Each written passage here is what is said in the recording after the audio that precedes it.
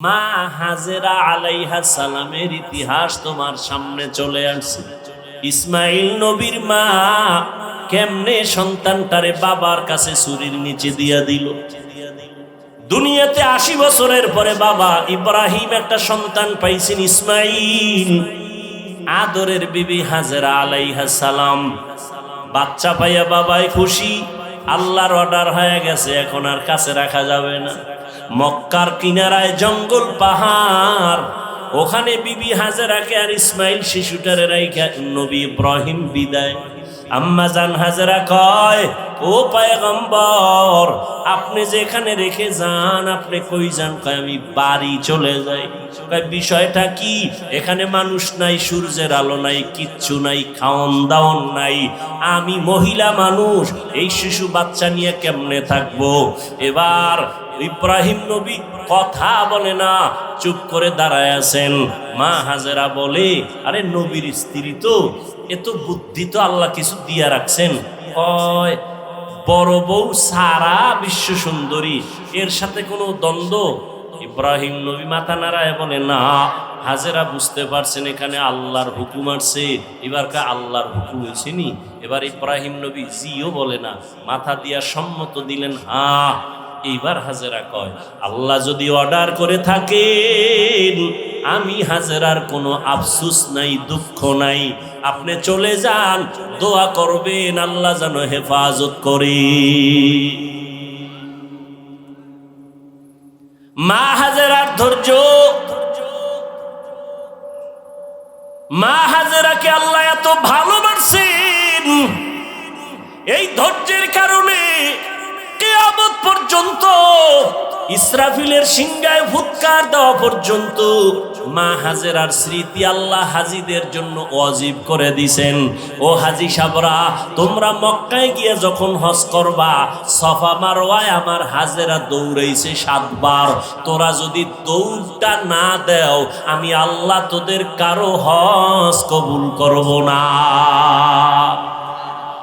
চিন্তা করেন, বালিশে মাথা লাগাইয়া, এটা কেমন কপাল যে হাজেরার দৌড় কিয়ামত পর্যন্ত আল্লাহ বাধ্য করে দিয়েছেন, হাজিরা দিবি দৌড়, না হয় হজ বাতিল। মাওলার কাছে হাজেরার ধৈর্য পছন্দ হয়ে গেছে। আর তুমি সেই জমজমের পানি পান করতেছো, মা হাজেরার কান্নার ফসল। ইসমাইল দুধ পায় না, খানা পায় না, কাঁদতেছে। মা হাজেরা দৌড়া ইসমাইলের পানি দেওয়ার জন্য, একবার সফা একবার মারোয়া। এবার আল্লাহর পক্ষ থেকে সাহায্য চলে আসলো। কে যেন হাজেরাকে একটা ডাক দিছে কোথার থেকে। হঠাৎ করে খেয়াল করে দেখে আওয়াজটা বাইতুল্লাহর পার্শ্ব থেকে আসছি। কিনারায় গিয়া দেখে অদৃশ্যের আওয়াজ। বলে, হাজেরা ডাকছো কেন? কোনো টেনশন করিও না, জিব্রাইল আইসা একটা পাখার একটা ডানা দিয়া বাড়ি মারছে মাটিতে, পানি ওঠা শুরু হয়ে গেছে। কেউ লেখেন ইসমাইল নবীর বাচ্চা মানুষ যে পা নাড়াইছে কান্নার সময় পায়ের আঘাতে পানি, তবে বিশুদ্ধ বর্ণনা হলো জিব্রাইলের আঘাতে পানি উঠছে। ওই পানি দেখা আম্মা জান হাজেরা বলছে, জম জম, থাম থাম। পানি থেমে গেল, নিজে পান করলেন, সন্তান ইসমাইলের করাইলেন। সারা দুনিয়ার সব বেঈমান বিজ্ঞানীরা, মুমিন বিজ্ঞানীরা একমত, জমজমের মতো পিওর পানি পৃথিবীর আর কোথাও এমন পিওর নাই। রহমতের নবীকে সাহাবায়ে কেরাম প্রশ্ন করলেন, ও আল্লাহর রাসূল, জমজম পানি কমেও না বাড়েও না, crore crore crore crore million trillion billion ton পানি হাজিরা নিয়ে যায়, এখনো যেখানে আছে আগেও সেই রকম ছিল, কমেও না বাড়েও না। সাহাবায়ে কেরাম বলেন, নবী এই জমজমের তলা কই? তলা কূপের। নবী বলেন, জমজম কূপের তলা হলো হাউজে কাউসারের সাথে। আল্লাহর চিনবি না রে নিব খারাপ। কই আমগো যে সার্টিফিকেট নাই তো সম্মান কমে নাই। সেদিনও বাংলাদেশের এক বড় মাথাওয়ালা মন্ত্রী মহোদয়ের মন্ত্রীদের মধ্যে বড় দামি কোন এক কাজে গেলাম, কয় হুজুর হেলিকপ্টারের প্রোগ্রাম চলছেনি। আর একজনের সাথে পরিচয় করা, চিনেননি হুজুরের? হেলিকপ্টার হুজুর। আমি কই না, বৃষ্টির মধ্যে কে নিবে? আর আমি নিতে চাই না বেশি। আমি যদি চাই, আল্লাহর শুকর, আমি প্রতিদিন কপ্টারে প্রোগ্রাম করতে পারি সারা দেশে। অথচ আমি অফিসে লেখা রাখছি হেলিকপ্টারে আবেদন করবেন না। সম্মান আমার আল্লাহ সার্টিফিকেট দিয়ে দেয় না, টাকায় দেয় না। আল্লাহ যাকে সম্মান দিবেন, গরিবের সন্তানও ডিসি হয়ে যায়। আল্লাহ পারে না? তো তুমি সার্টিফিকেট নিয়ে কি হইছে?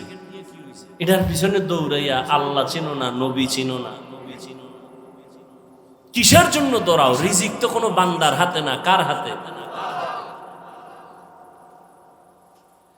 তুমি আবার এটা উল্টা তো বুঝবা যে তাই কি স্কুল কলেজ পড়া বাদ দিয়ে দেবো না। তুমি স্কুলে পড়ো, কলেজে পড়ো, তবে অন্তর সোজা করে নাও, রিজিক আমার আল্লাহ দিবেন। ওই আল্লাহর হুকুম মতো নামাজ পড়ো, পর্দা করো, মা বাবার দোয়া নিয়ে চলো। তোমার মতো কত যুবক দেখবা জীবনে মাদ্রাসায় পড়ে নাই, স্কুল কলেজে পড়িয়া doctor, doctor, professor, engineer, RAB, army, police, BDR, কোটি টাকার মালিক, চেয়ারম্যান, মেম্বার, এমপি, মন্ত্রী, 5 বেলার নামাজ পড়ে আছে না নাই? তুমি পারো না কেন? সমস্যা কি তোমার? তুমি কি বলতে চাও কোরআন মিথ্যা?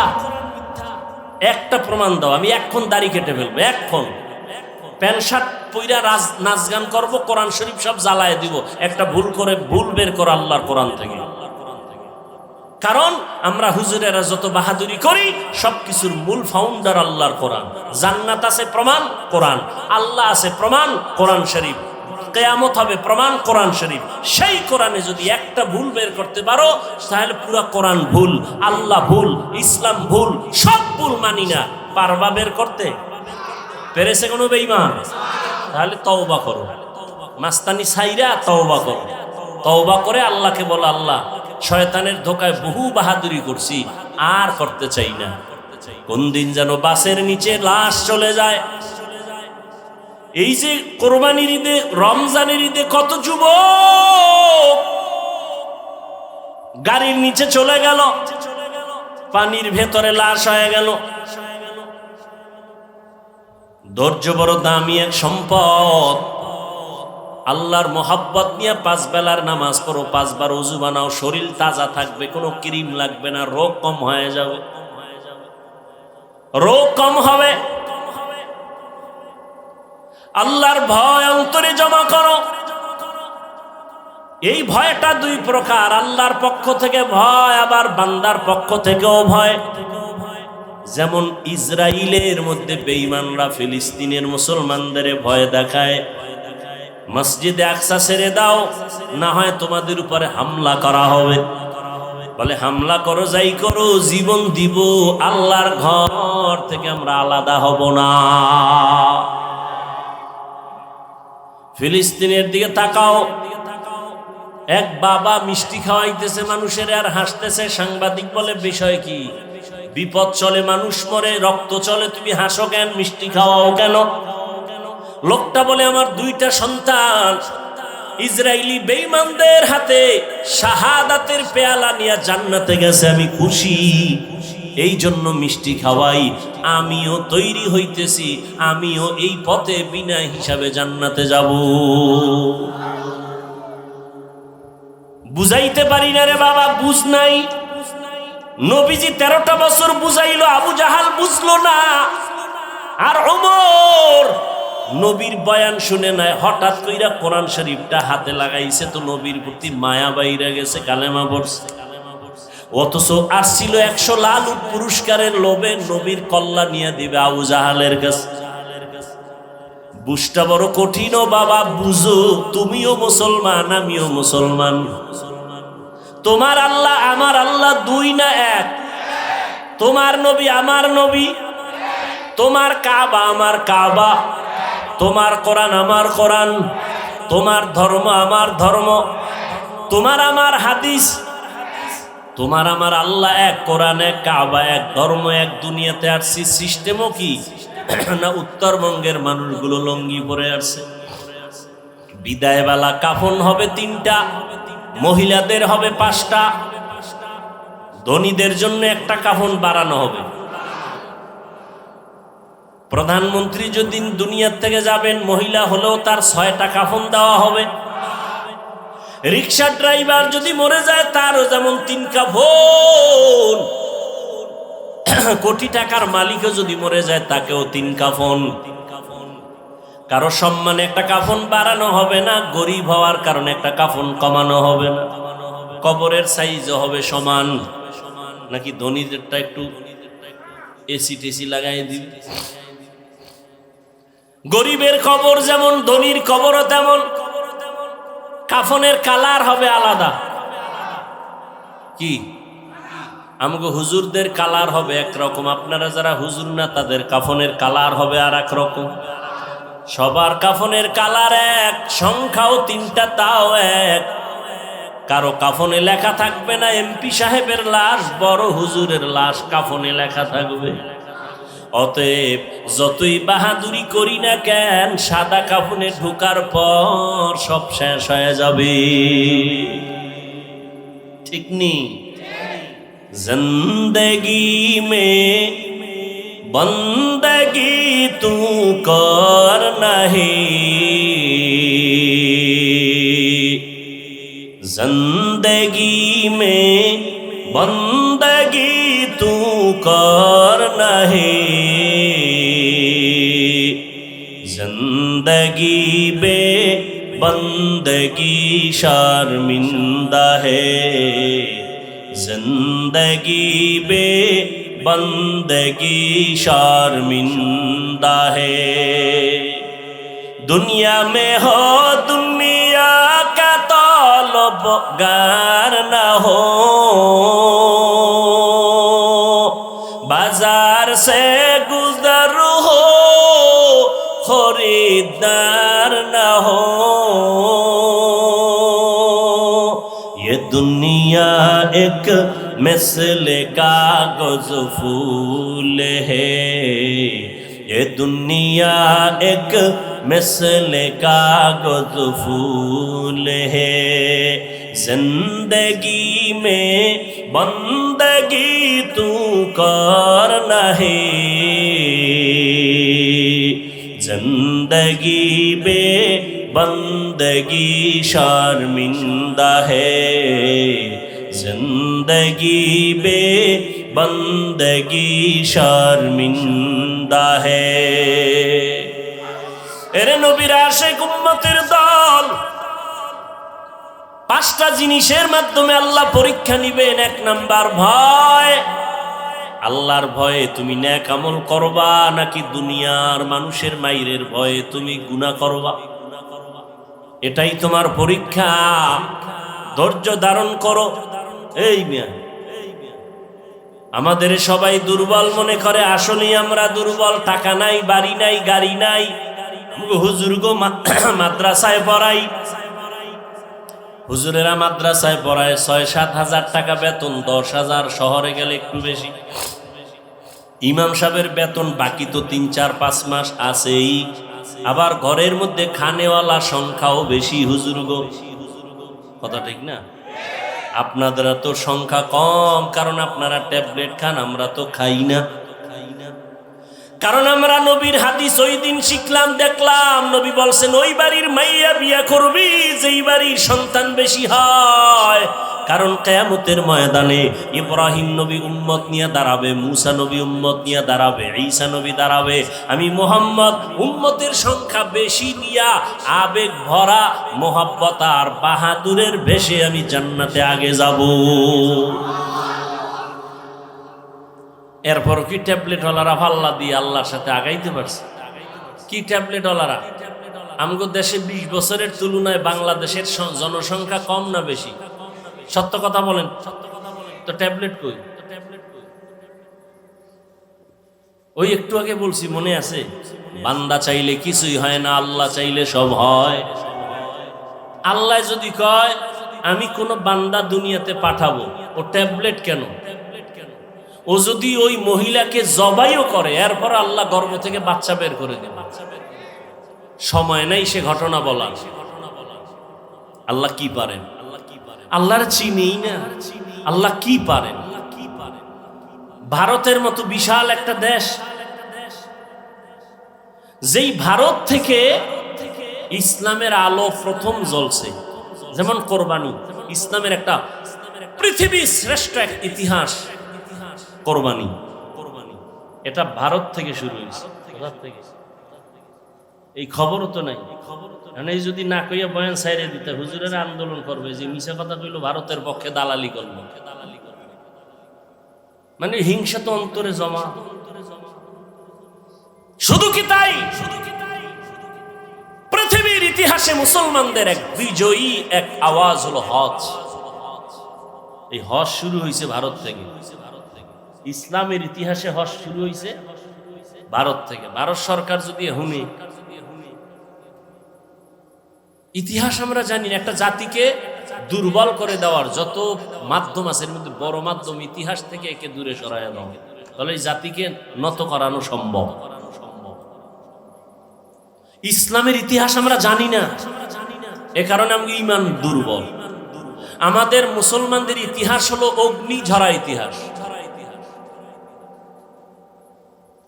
আদম আলাইহিস সালামকে আল্লাহ জান্নাত থেকে চরণ দ্বীপে পাঠাইলেন ভারতে। কোথায়? আল্লাহ তাআলা আদমরে দুইটা সন্তান দিলেন, হাবিল আর কাবিল, দুই ভাই। ঘটনা বলার মাকসাদ আমার নাই, আমি সংক্ষেপ বলি। দুই ভাই ঝগড়া করে বিভিন্ন ঝামেলায় এক পর্যায়ে হাবিলকে ভাই কাবিল হত্যা করে ফেললো। বহুত ঝামেলা হলো, কোরবানি করার আদেশ চলে আসলো আসমান থেকে। দুই ভাই তর্ক লাগাইছে। আদম নবীকে মা হাওয়ার মাধ্যমে প্রতি বছর দুইটা সন্তান আল্লাহ দিতেন, একই মায়ের গর্ভ থেকে, একটা ছেলে একটা মেয়ে। পরের বছর আবার দুই সন্তান, পরের বছর আর দুই সন্তান, এক ছেলে এক মেয়ে। আগের বছর মেয়েটা, পরের বছর মায়ের ভাই বিয়া করবে। আগের বছরের ভাই পরের বছরের মায়ের গর্ভের আপন বোনের বিয়া করবে। এইটা কি এখনো জায়েজ আছে নি? এটা শরীয়তে আদম নবীর শরীয়তে হালাল ছিল। আদম নাই, আদমের শরীয়ত নাই। কিয়ামত পর্যন্ত শ্রেষ্ঠ নবীর শ্রেষ্ঠ শরীয়ত চলবে, মুহাম্মদের শরীয়ত দিয়া কিয়ামত পর্যন্ত চলবে। চালাকি করলে কপাল পুড়ে যাবে। তাহলে কোরবানি শুরু হয়েছে কোথা থেকে? কোরআন শরীফের আয়াত। আমি ওই বিষয়ে আলোচনা করব না, এজন্য হালকা বললাম। আর আদম নবী মানব জাতির আদি পিতা আবুল বাশার, তিনি এই চরণদ্বীপ ভারত থেকে পায়ে হেঁটে 40 বারের বেশি বাইতুল্লাহ গিয়া হজ করছেন, হেঁটে হেঁটে। সুবহানাল্লাহ। সুবহানাল্লাহ কেমন? ফজরও পড়ে নাই, জহুর পড়ে নাই, আসর পড়ে নাই, মাগরিব পড়ে নাই, এশাও পড়ে নাই। এখানে সাফাবাজি করে আমরা আশিকের রাসূল। দেখো জবানে সুবহানাল্লাহ আসবে কিভাবে? এরা নামাজ লাগে এটাকে জরুরি মনেই করে না। কত বড় বেয়াদব হইলে কয় নামাজ না পড়লাম গো ঈমান তাজা। কত বড় নিকৃষ্ট বেয়াদব। আল্লাহ হেদায়েত দান করুন। অথচ রাসূল বলেন পৃথিবীর নিকৃষ্ট চোর যারা নামাজ চুরি করে, আর যারা নামাজ পড়ে এগো খবর আছে। আল্লাহ কয় আমি মুসল্লি নামাজির জন্য ওয়াইল নামক জাহান্নাম বানাইছি। কঠিন এক জাহান্নামের নাম ওয়াইল।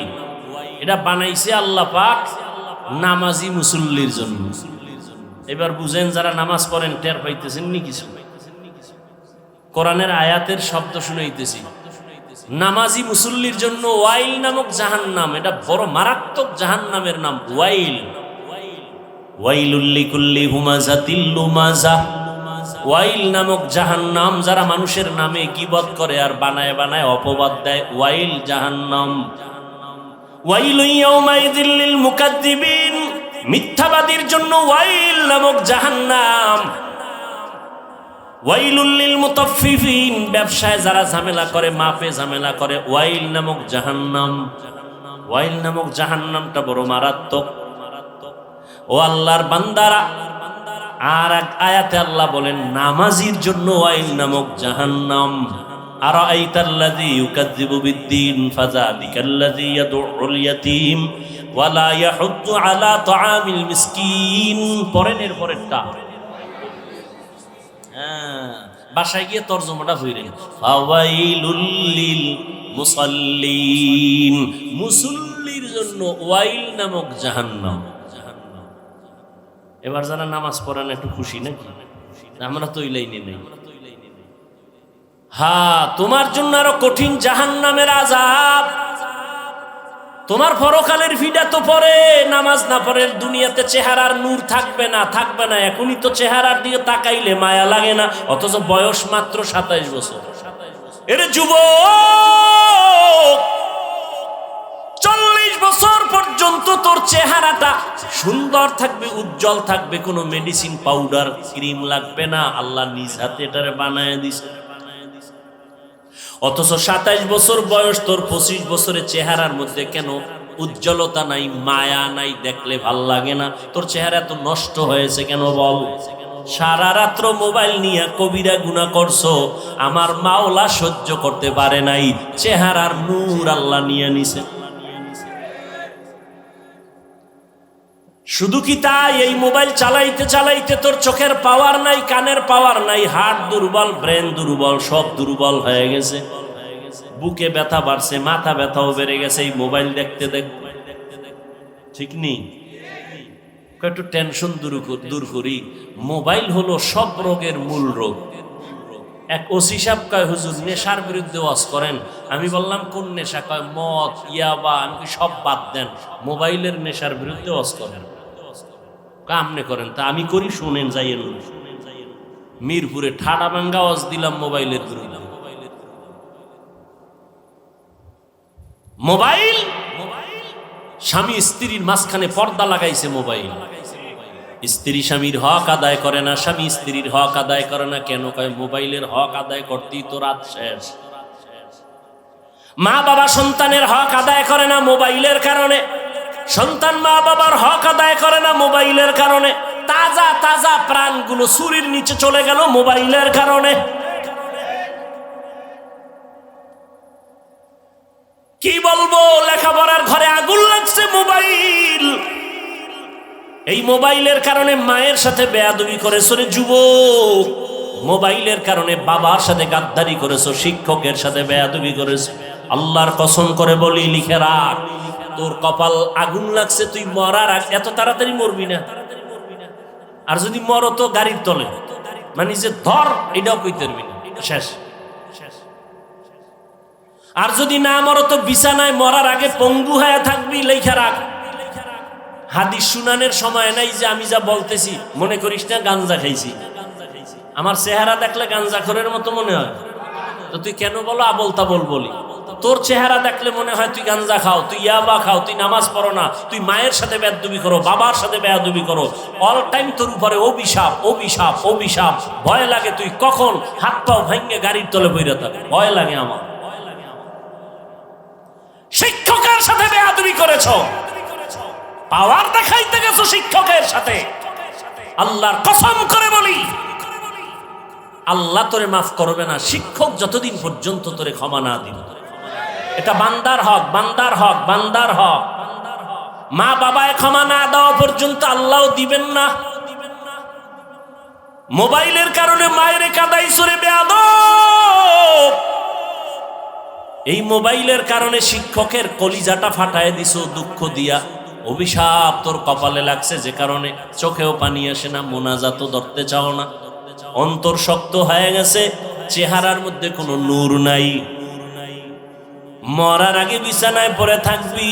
আর যদি মা বাবার থেকে, শিক্ষকের থেকে, মুরব্বীদের থেকে তওবা নিয়া, ক্ষমা নিয়া মাওলার কাছে মাপ চাও, মুহূর্তে আমার আল্লাহ তোর জীবনটার সব গুনাহ মাফ করে পবিত্র বানায় দিবেন। ও যুবক আল্লাহর গোলাম, হাসতেছো না? খুব মজা লাগতেছে নাকি? মা বাবায় বরদোয়া করে শুনে খুব মজা লাগে না? শিক্ষক বরদোয়া করে খুব মজা লাগে। গাড়ির তলে ভইরে মরবি শুনে খুব মজা লাগে না? অন্তরে একটু দুঃখ লাগে না যে আমি এত খারাপ? অথচ ১৫০০ বছর আগে রসুল কি বলছেন? যুবকেরা আমি মুহাম্মদের উপকার করেছে আর বুড়ারা বিরোধিতা করেছে। যুবক এক পৃথিবীর একটা অমূল্য সম্পদের নাম যুবক। আল্লাহর কাছে যৌবনের ইবাদতের দাম বেশি, দুনিয়াতে যুবক সময়ের দাম বেশি, শক্তির দাম বেশি। আমি বলছি তুমি হুজুর হও না, ডাক্তার হও, ইঞ্জিনিয়ার হও, প্রফেসর হও, এমপি হও, এসপি হও, ডিসি হও, বেয়াদব হইও না।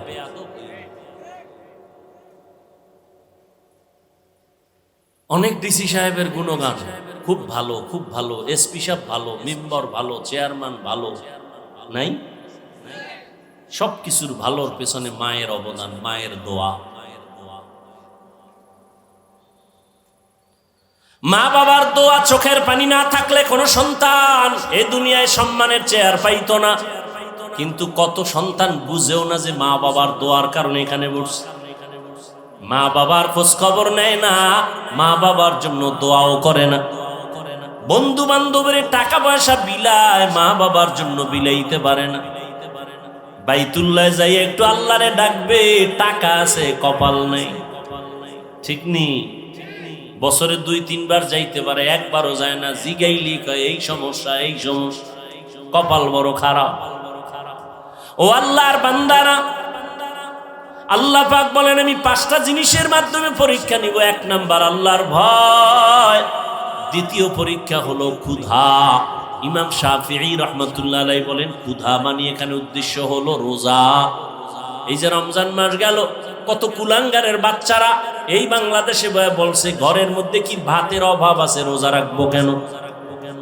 বলে নাই? আমরা কি ভাতের অভাবে রোজা রাখি? রোজা তো হিন্দুরাও রোজা রাখে, খ্রিস্টানেরাও রাখে, ইহুদিরাও রাখে। দুনিয়াতে এমন কোন ধর্মের মানুষ নাই যেই ধর্মের মধ্যে রোজার আইন নাই, তবে তাদের নাম আলাদা, সিস্টেম আলাদা। আমরা কই রোজা, তারা কয় না খাওয়ার সাধনা। কোন কোন ধর্মেও দেখছি এরকম লেখা, না খাইয়া যদি মরতে পারে বিনা হিসাবে জান্নাত পাবে। কিন্তু আমরা মুসলমানেরা না খাওয়ার সাধনা করি না, বরং না খাওয়ার ভেতর থেকে আল্লাহ পাওয়ার সাধনা করি। পরকালের সওয়াব বাদ দাও, চিকিৎসা বিজ্ঞানীরা রোজা নিয়ে গবেষণা করে বলছে শরীর ঠিক রাখার জন্য একটা মহা ঔষধের নাম রোজা। জনমের মতো খাইবা না, এতে শরীর সুস্থ থাকবে না। খবরদার, শরীর সুস্থ রাখার জন্য আল্লাহ পাক কিছু নিয়ম বাতায় দিছে। শরীরে তোমার যতটুকু টানবে ততটুকু দিতে হবে, বেশি দেওয়া যাবে না। তোমার শরীর, তোমার পেট, পুরা বডির মধ্যে তোমার মেশিন। প্রত্যেকটা মানুষের ভিতরে 23টা ইঞ্জিন আছে, 23টা মেশিন আছে। কয়টা? 23টা মেশিন আছে বডির ভিতরে। মাথায় আছে 10টা। কয়টা? পেটের মধ্যে আছে 8টা। কয়টা? 8টা। এরে আল্লাহর বান্দা, এই মেশিনের মধ্যে শ্রেষ্ঠ যেটা মূল, সেটা হলো পেট। তোমার এই বডিকে সুস্থ রাখার জন্য ওখান থেকে 8টা মেশিন পুরা বডিটারে কন্ট্রোল করে পেটের মাধ্যমে। এরে নবীর উম্মতের দল, এই জন্য খাদ্য নিয়ম ছাড়া খাওয়া যাবে না। বেশি খাইলেও ঝামেলা, কম খাইলেও ঝামেলা।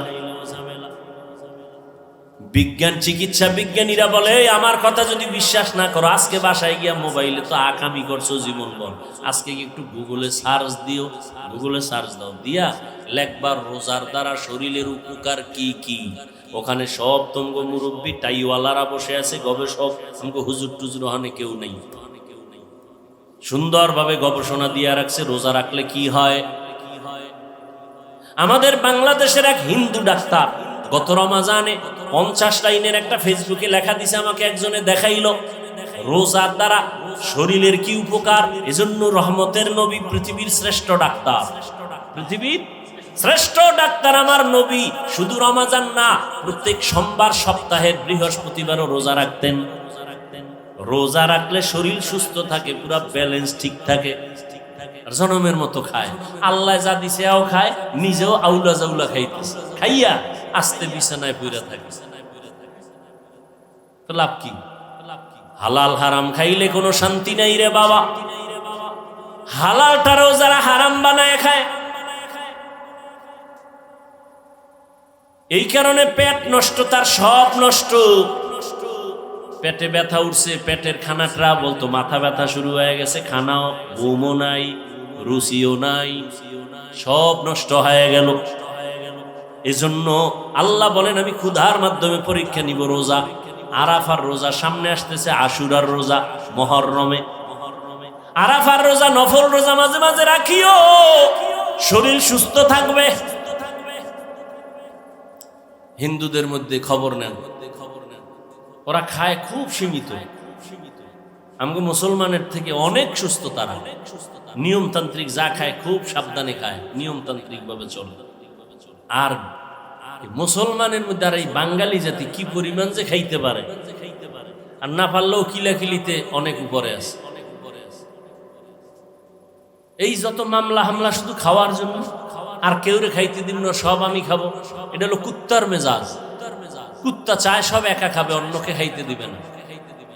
কি ঠিক না? মাইকে বলে কেউ খাবে, কেউ খাবে না, তা হবে না। মাইকের থেকে নামার পরে সব নিজের গুদম বরে, গরিবরা না খায় মরে। কি 2 নাম্বার পরীক্ষা হলো রোজা ক্ষুধার মাধ্যমে। সংক্ষেপ বলে ফেললাম। 3 নাম্বার হলো মালের কোরবানি। তার মানে এখানে ইমাম শাফিঈ রাহমাতুল্লাহ আলাইহি বলেন এখানে মালের কোরবানি মানে যাকাত।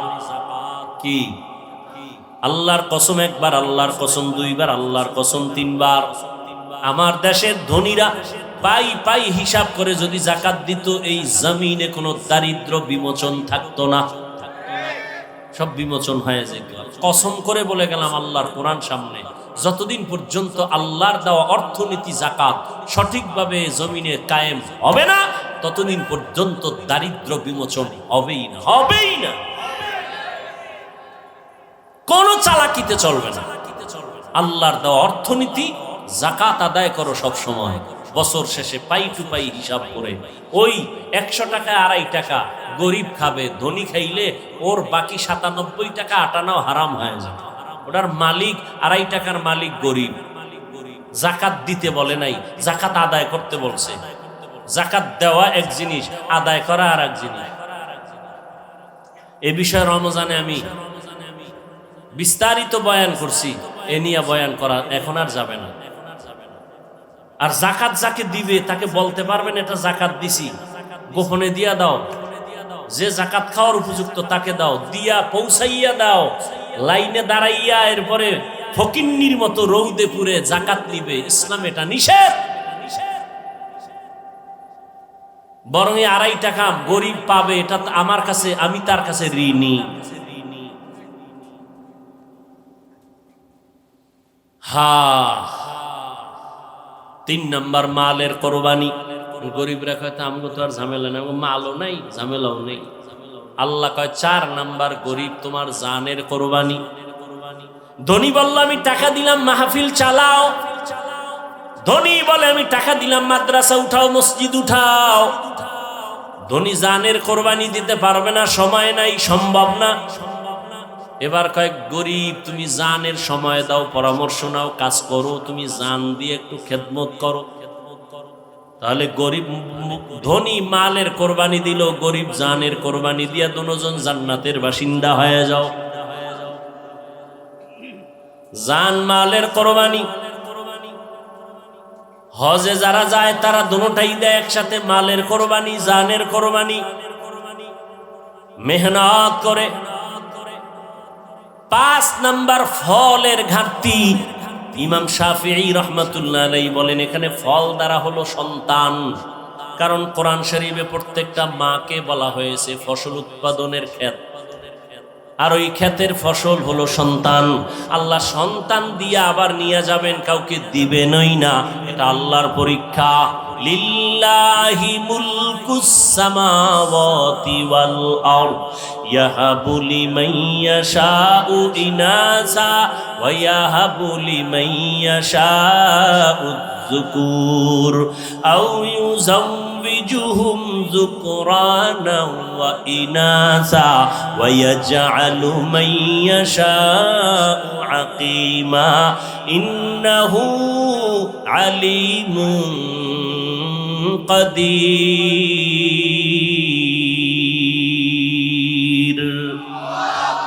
আল্লাহ বলেন আসমান জমিনের ক্ষমতা আমার হাতে, আমি চাইলে কাউকে ছেলে দেই, কাউকে মেয়ে দেই, কাউকে দোনোটা দেই, কাউকে কোনোটাই দেই না। ক্ষমতা কার? আল্লাহ পাক বলেন আমি ছেলে দিয়া সন্তান দিয়া পরীক্ষা নেই। ইন্নামা আমওয়ালুকুম ওয়া আওলাদুকুম ফিতনা, সম্পদ আর সন্তান তোমার জন্য পরীক্ষার বস্তু। খবরদার সন্তানের মায়ায় পড়ে আল্লাহকে ভুলে যেও না। ও আল্লাহর বান্দারা, পর্দার আম্মা জানেরা, আল্লাহ সন্তান দান করেছেন, সন্তানটাকে মানুষ বানায় যান। মানুষ বানাইতে হলে আপনাকে মাওলানা বানাইতে হবে না, একজন মুফতি সাহেব বানাইলেই মানুষ হবে এটা গ্যারান্টি নাই। আপনার সন্তানটারে ডাক্তার বানাবেন, আপনার সন্তানের ইঞ্জিনিয়ার বানান, তবে মানুষ যদি বানাইতে চান আমার নবীর আদর্শ ছাড়া মানুষ হওয়া সম্ভব না। অতএব আপনার সন্তান ডাক্তারি পড়িয়াও যেন নামাজ না ছাড়ে, মা বাবার সাথে বেয়াদবি না করে, এমন সন্তানের ইমানদার, এমন সন্তান রেখে যান ডাক্তার ইঞ্জিনিয়ার। আপনার সন্তানের ব্যবহারে যেন মা বাবার কলিজা ঠান্ডা হয়, সন্তানের ব্যবহারে যেন আলেমদের কলিজা ঠান্ডা হয়, সন্তানের ব্যবহারে যেন কারো অন্তরে কষ্ট না যায়। ওই সন্তান যদি রেখে যান ডাক্তার হইয়াও কোরআন পড়িয়া মা বাবার জন্য দোয়া করবে, ইঞ্জিনিয়ার হইয়াও কোরআন পড়ে মা বাবার জন্য দোয়া করবে, এমন একটা আদর্শ সন্তান রেখে যাবেন, দুনিয়াও আপনার সুনাম হবে, কিয়ামতেও এর উসিলায় নাজাত পেয়ে যাবেন। ও যুবক বাবারা, এখনো সময় আছে, তওবা করে নাও। জীবনটার কোনো দাম নাই যদি তুমি আল্লাহর হুকুম মতো জীবনকে পরিচালনা করতে না পারো। আমি শুরুতেই বলছিলাম বাবা, তোমার আল্লাহ আমার আল্লাহ এক, তোমার নবী আমার নবী এক, তোমার ধর্ম আমার ধর্ম এক, তুমি আমি একই আল্লাহর গোলাম, একই নবীর উম্মত, এক কোরআন মানি, এক কাবা মানি। অথচ তোমার দাড়ি রাখতে লজ্জা লাগে, আমার দাড়ি কাটতে লজ্জা লাগে। বিষয়টা কি? তুমিও নবীর উম্মত, আমিও উম্মত, তোমার আল্লাহ আমার আল্লাহ এক, কোরআন এক, ধর্ম এক। তোমার নামাজ পড়তে কষ্ট লাগে আর আমার নামাজ না পড়লে লজ্জা লাগে, তোমার পর্দা করতে লজ্জা লাগে, আমার পর্দা না করলে লজ্জা লাগে। তুমি মসজিদে ঢুকতে লজ্জা পাও আর আমি মসজিদে না ঢুকলে লজ্জা পাই। বিষয়টা কি? আসলে বিষয় কিছুই না। আবু জাহিল্লাও একটা মানুষ, ওমরে ফারুক একটা মানুষ। ব্যবধানটা কোথায়? ওমর যেই রাস্তায় চলে ওই রাস্তায় শয়তান পর্যন্ত আসে না, ভয়। ওমর এমন আল্লাহর গোলাম হয়ে গেল যে ওমরের তরবারির সামনে কোনো বেঈমান দাঁড়াইতে পারে না, ভয়। কারণটা কি? ওমর আর আবু জাহালের সূরত এক, কিন্তু ওমরের মধ্যে মদিনার নবীর আদর্শ আসার কারণে আল্লাহ এত পাওয়ার দান করছেন। এক ওমরের দ্বারা গোটা দুনিয়া অর্ধ জাহান শাসন করছেন, শোষণ করে নাই। ওমরের কোনো বডিগার্ড নাই, সিকিউরিটি গার্ডও ওমরের নাই, কোনো অস্ত্র নাই। রোমের সর্দার, রোম সম্রাট কয় ওমরের এত সুনাম, এই ওমরের বডিগার্ড কয়জন? খবর নাও। গিয়া খবর নিয়ে দেখে কোনো বডিগার্ড নাই, একা একা চলে। কয় একা একা চলে? অর্ধ দুনিয়ার বাদশাহ। কয় তারে মারার জন্য তো বড় সহজ? কয় হ্যাঁ সহজ। যাও, দায়িত্ব দিয়া দিল তরবারি নিয়া, ওমরের মারতে পারবা কে? কয়েকজন রেডি। কয় গোপনে একা কোথায় তাকে মেরে ফেলবা? খবর নিয়ে দেখে এরকম একটা খোলা ময়দানে পাহাড়ের পাশে ওমর একা, হাতের বালিশ বানায় ঘুমাইতেছে, আর কেউ নাই। দুশ্মন খবর পাইয়া রওয়ানা। এই সুযোগ হাতছাড়া করা যাবে না। আল্লাহ যদি হেফাজত করে দুনিয়ার সবাই এক হইয়াও তার ক্ষতি করতে পারে না।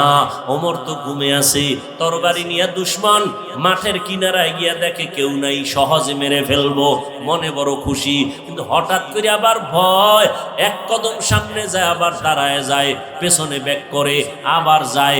এভাবে করতে করতে দীর্ঘ টাইম ওমরের কিনারায় কাছাকাছি যাইয়া এবার ভাবতেছি ওমরের মারবো। হঠাৎ করে দেখে কিনারায় যাওয়ার পর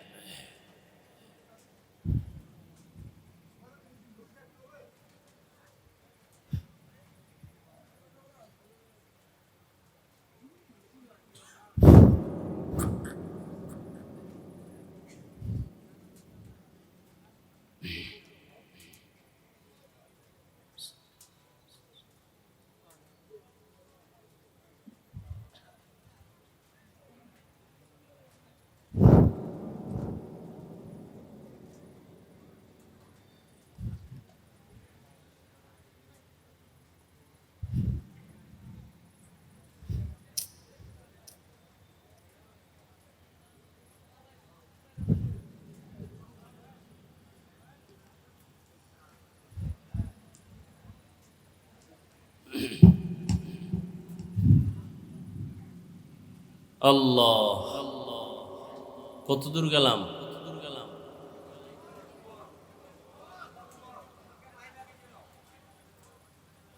ওমরে ফারুকের কিনারায় গিয়া দুশ্মন দাঁড়াইল। হঠাৎ করে তাকায় দেখে ওমর একা ঘুমায় না, জঙ্গলের একটা বাঘ ওমরের চারপাশে ঘুরে আর পাহারা দেয়। বাঘ দেখে ভয় লাগে নাই? তরবারিটা হইরে গেছে ভয়। ওমর তাকাইছে, ওনার কলিজা সাথে নাই। এই তুমি এখানে কেন? সব খুইলা কইছে, কয় মাফ করে দেন। শেষ পর্যন্ত কালেমা পড়ছে। মুসলমানের চরিত্র প্রতিশোধ নেয় না, প্রতিশোধ নেয় না, এটা মুসলমানের আদর্শ। রসুল শিখায় গেছেন, রসুলের আইনে যদি দুনিয়া চলতো, পৃথিবীতে কোনো আন্দোলন থাকতো না, কোনো ঝগড়া থাকতো না, কলহদ্বন্দ্ব থাকতো না। কিন্তু এটা হতে দিবে না। যারা অন্যায়কারী, এরা কখনো সঠিক কাজ সমাজে হোক এটা করতে হতে দিবে। ভাইরা আমার, সেই ওমর রহমতের নবীর আদর্শ নিয়ে বড় দামি হয়ে গেল। আল্লাহ এত পাওয়ার দান করছেন, ওমরের শানে আল্লাহ আয়াত নাজিল করছেন কোরআন শরীফে।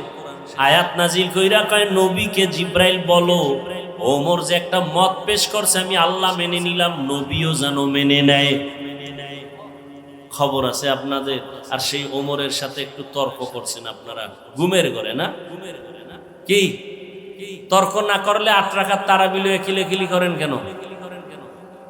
হ্যাঁ, যে ওমর 20 রাকাত চালু করছে না, ওমরেরটা মানি না, মুহাম্মদেরটা মানি। নবী কয় আমি মুহাম্মদ আর আমার সাহাবাদেরকে যারা মানবে না তারা জান্নাতি হতে পারবে না।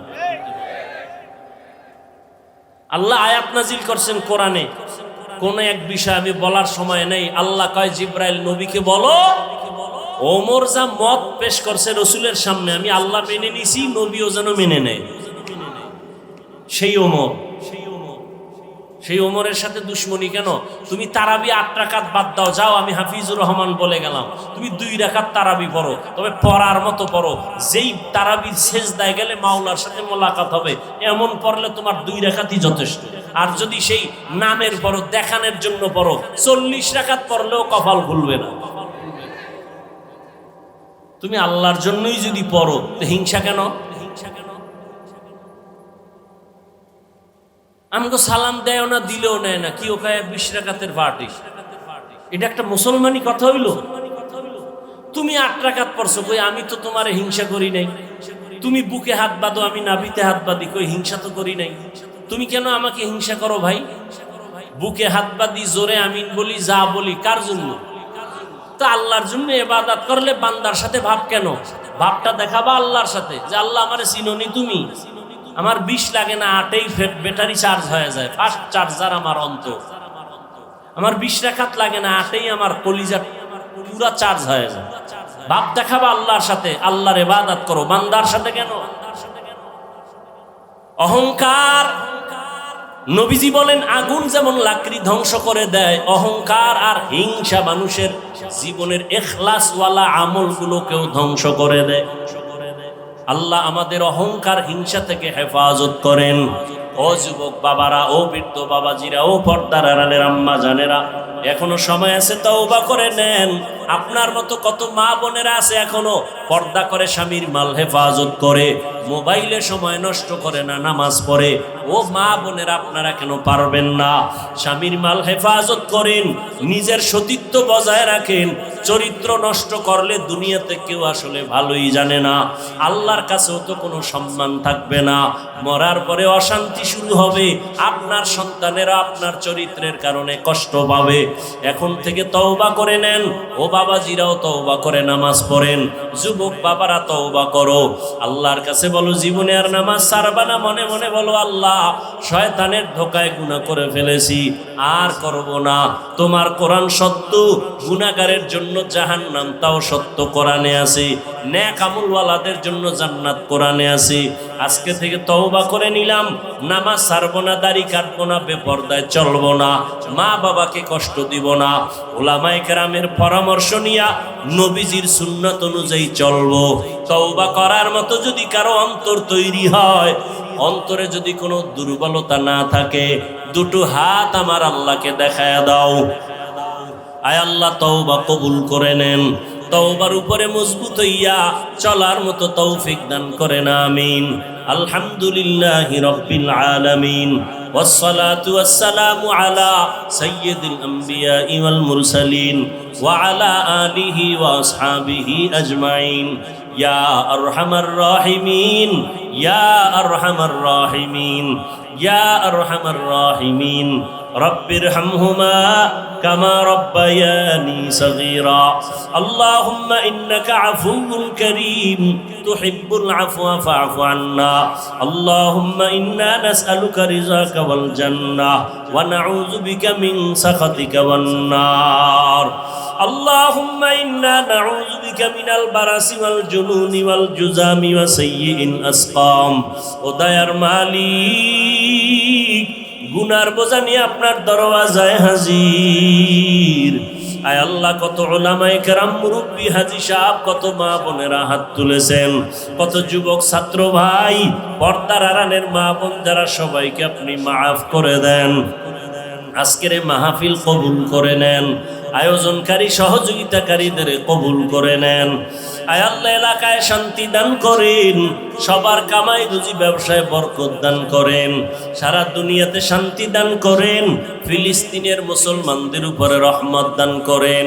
আয় আল্লাহ, ইসরায়েলের জালেম থেকে হেফাজত করেন, প্রবাসে আমার ভাই বোন যারা আছে তাদের কামাই রুজিতে বরকত দান করেন, হেফাজত করেন।